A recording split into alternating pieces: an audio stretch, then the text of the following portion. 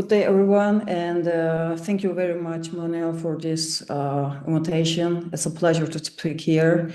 My name is Merve Oner. I am currently an assistant professor at Kent University, but at the time that we conducted this research, I was a postdoc at Penn State University, so I will be speaking as a Penn Stater today. Yeah, first of all, let's start with the choice that we had, like why autistic populations. What we already know is actually pretty simple. Here we are almost 200 people. We know that evening light is the key cue for melatonin production, right? But when it comes to autistic people, the picture is much more complicated. They can produce melatonin, but the production might be very dysregulated in terms of time, amount, or both compared to neurotypical peers. And we can have some potential underlying causes, such as altered light sensitivity or impaired IPRGC functions.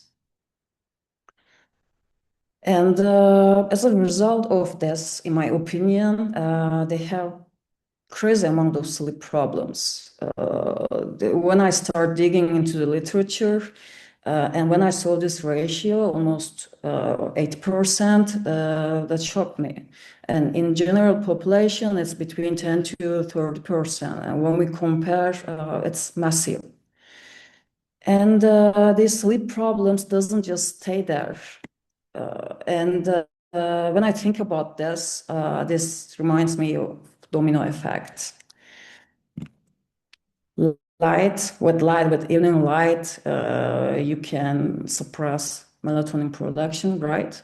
Then when you cannot produce melatonin, that affects your sleep. And when you have facing sleep problems, it doesn't just stay there. It can affect your circadian functioning. And there comes impairments in cognitive skills, mood, alertness, daily functioning, overall well-being, etc. So, I mean, once the one piece of the machine is broken, the others come. And I'm a lighting researcher, let's say, with architecture background. And I wanted to see if there are any standards in terms of neurodivergent populations, but no. No universal, legally mandated lighting standards specifically for this population. And I thought about this situation, like in lighting research, we oftentimes recruit healthy participants, specifically healthy participants, and build our models on them, and then create or modify standards for healthy populations as if it applies to anyone. But we don't have any standards. However, we have some sort of guidelines or let's say recommendations provided by researchers or some sort of NGOs, but these are kind of knowledge that anyone can guess, like in terms of color temperature. It's better you choose warmer colors, or you should provide glare-free or flicker-free environments, etc. These are the general knowledge that anyone can learn. So as a result, the available evidence on this topic is really, really scarce. And I wanted to group the potential reasons into three. First one could be ethical considerations. Because when you are recruiting autistic participants, the process is longer. If you're going to recruit kids with autism, it's even longer.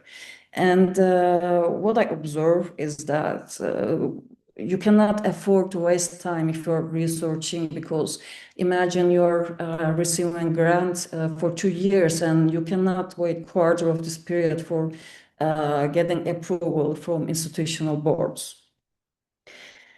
And the other one, the second, and I think this is the most important one, is participant recruitment and engagement problem. I know this very well because we recently wanted to conduct a mini pilot study at Penn State University, and that was the most difficult, let's say, step, because you want to call them, they are not picking up. I am speaking of the parents of autistic kids. And if you're lucky, they pick up the phone and they say direct no. And it's understandable, actually, because they say that the life is already overwhelming. It's a burden. And taking care of the autistic is already a problem. So they don't have time, even for a night, to participate in this study. So they are not willing to cooperate with you. And even if you find a handful of participants, uh, that's not really sustainable. You cannot sustain participant engagement for longer periods, like 2 weeks, 3 weeks. It's almost impossible. Clearly, that's my observation and my experience with my co-authors. And co-occurring conditions. This is also important because they're not just standing there with this condition. They're not just autistic. They have almost 8% have at least one mental health diagnosis. Almost half of them have two or more mental health diagnoses. This goes like this. And yesterday, I was listening to sex differences and light exposure, right? And I mean, there are two different sexes, male, female. It's like black and white. But when it comes to autistic population, it's gray. It's total gray. So you can have real complicated findings if you're going to work with autistic participants. And regarding all of this, some months ago, we conducted a literature review to see where the current evidence stands. So our research included 5 different databases. First of all, we were able to find 5,000 records, but after screening, only 8 of them were falling within our eligibility criteria. And we found some interesting findings, like as expected, greater melatonin suppression, higher sleep onset delay, reduced sleep quality between autistic versus control, which are neurotypical groups, or heightened sensory arousal or behavioral dysregulation with increased light exposure. Again, it was autistic versus control groups. These are all expected. But what I want to highlight is the key gaps, actually, because light was in almost any of them except one. Light was never the main character. Light was just measured alongside other physiological variables such as skin temperature, heart rate, or sleep parameters. So it wasn't manipulated as an intervention. And the metrics were, in my opinion, limited and outdated, and they were ignoring circadian relevance of spectral composition. And the spectrum position of the device or orientation, duration, timing, they were oftentimes not reported. And I believe the source of these two key gaps were the result of the lack of interdisciplinary input. So finally, what can I say is that more research is needed urgently, and that's really I want to see. I want to read papers in terms of like effects of light, different light configurations on autistic individuals, to see where it goes. And I would like to talk about that, like potential next steps that we can take. First of all, we should stop using outdated metrics and stop using circadian metrics such as melanopic EDI or circadian stimulus. And light exposure, we know that it's one of the strongest candidates when it comes to analyze physiological or psychological function in autistic people. So why are we not considering light exposure as an independent variable, as a primary factor, instead of just recording it alongside other physiological measures? Also, why are we not exploring the effects of non-visible part of the spectrum, such as near infrared?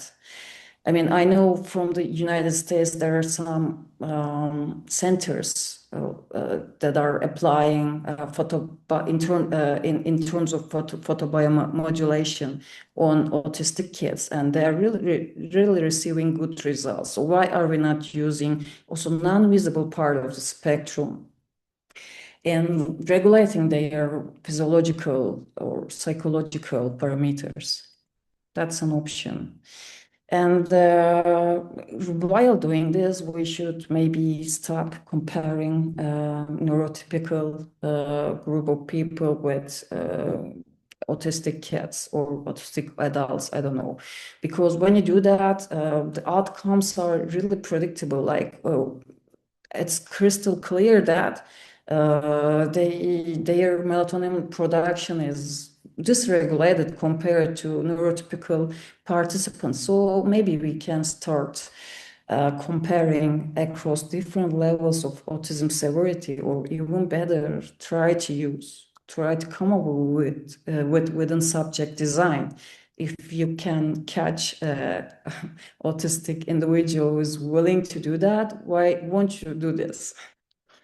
And collaborations are, I think it's a must. It's beautiful across different disciplines, because I do not have enough knowledge on autistic people's behavior, okay, as much as a person with a background in sleep medicine or clinical psychology. And vice versa, someone from public health or clinical psychology doesn't know enough knowledge on light characteristics as much as a person with a background from photometry or lighting research. So if you can collaborate across different fields, disciplines, the process can be way more efficient and feasible.